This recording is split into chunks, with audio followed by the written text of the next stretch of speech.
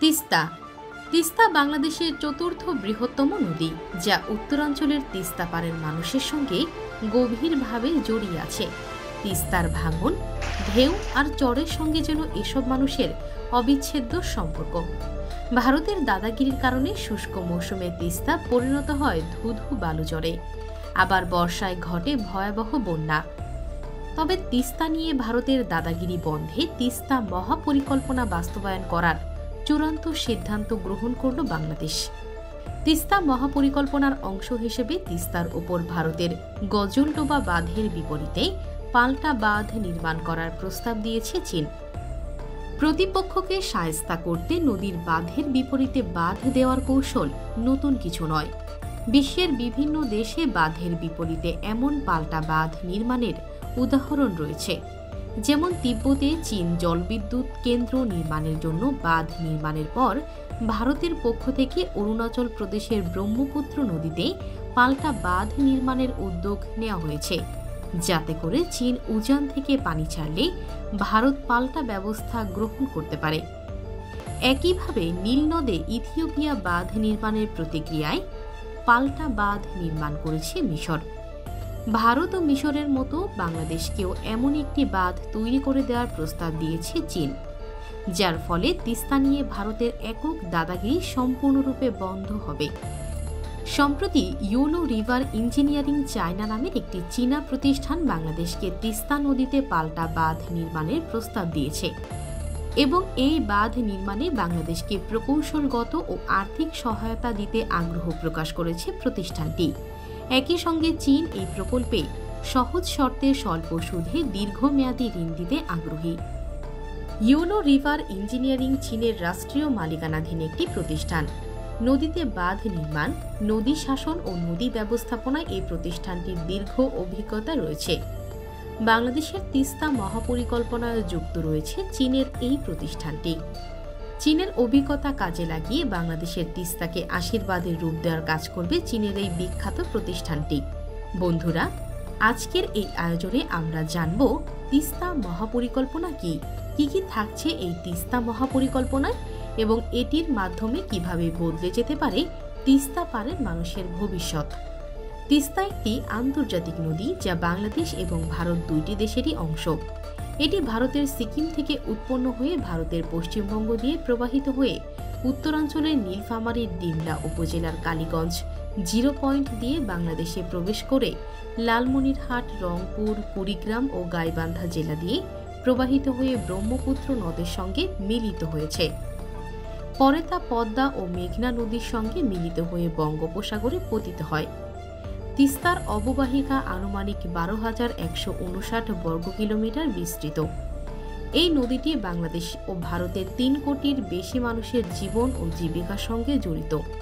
অর্থাৎ তিস্তার ওপর নির্ভরশীল 70% লোক বাংলাদেশের তিস্তার অববাহিকায় বসবাস করে।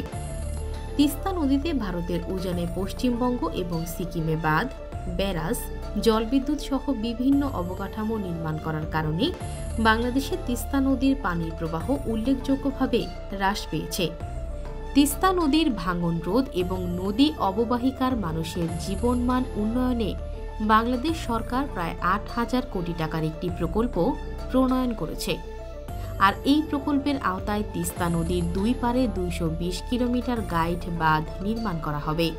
বাঁধের দুই পাশে থাকবে সমুদ্র সৈকতের মতো মেরিন ড্রাইভ, যাতে পর্যটকরা লং ড্রাইভে যেতে পারেন।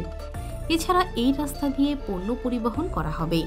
নদীর পাড়ের দুই ধারে গড়ে তোলা হবে হোটেল, মোটেল, রেস্টুরেন্ট ও পর্যটন নগরী।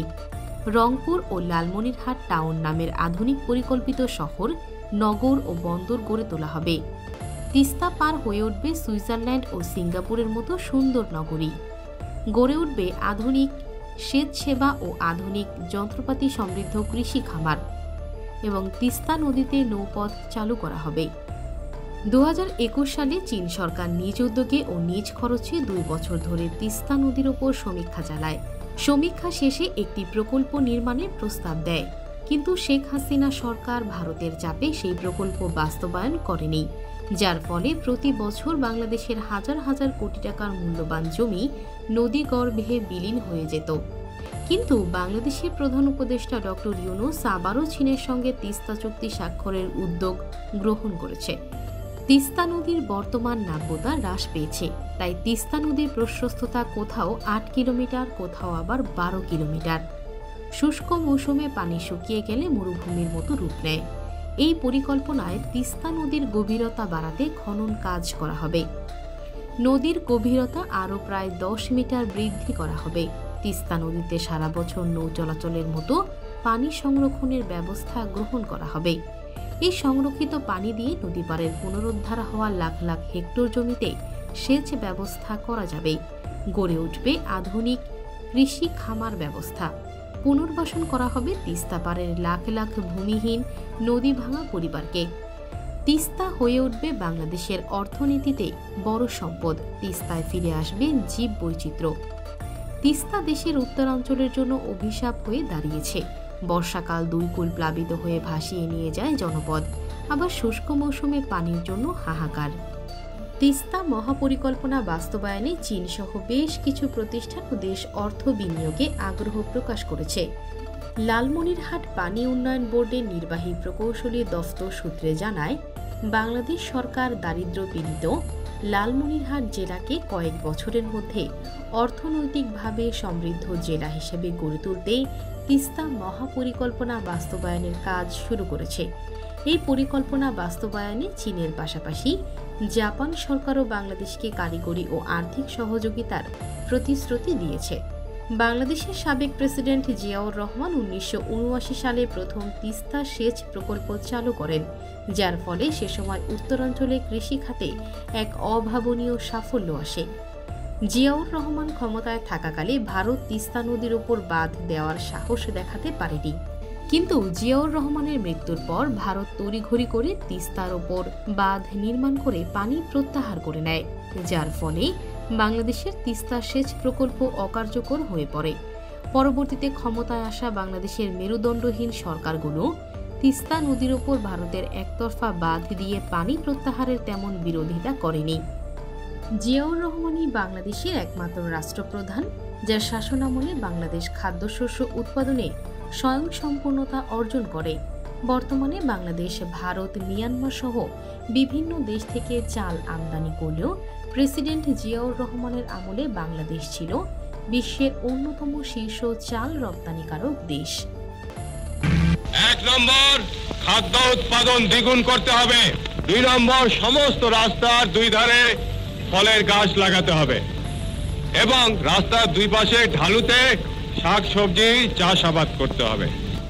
এই গ্রামের প্রত্যেকটি লোক, মেয়ে লোক কাজে ব্যস্ত থাকবে। মেয়েরা ঘরে কুটির শিল্প করবে এবং তাদের পরিবারের আয় বৃদ্ধি। জিয়াউর রহমানের শাসনামলে কৃষিতে নতুন প্রযুক্তি ও যন্ত্রপাতি প্রবর্তন, উচ্চ ফলনশীল জাতের বীজ ও সার ব্যবহারের প্রচলন, কৃষকদের প্রণোদনা ও সহায়তা এবং আধুনিক কৃষি প্রযুক্তি ব্যবহারের কারণে সে সময় ব্যাপক ফসল উৎপাদন হয়। বিশেষ করে তার তিস্তা সেচ প্রকল্প বাস্তবায়নের পর উত্তরবঙ্গে ফসল উৎপাদন মারাত্মকভাবে বৃদ্ধি পায়। সে সময় পুরো বাংলাদেশের খাদ্যশস্যের ৭০ থেকে ৭৫% যোগান আসত উত্তরবঙ্গের বিভিন্ন জেলা থেকে। তার তৈরি করা এক সেচ প্রকল্পই পুরো এলাকার অর্থনৈতিক চিত্রই বদলে দেয়।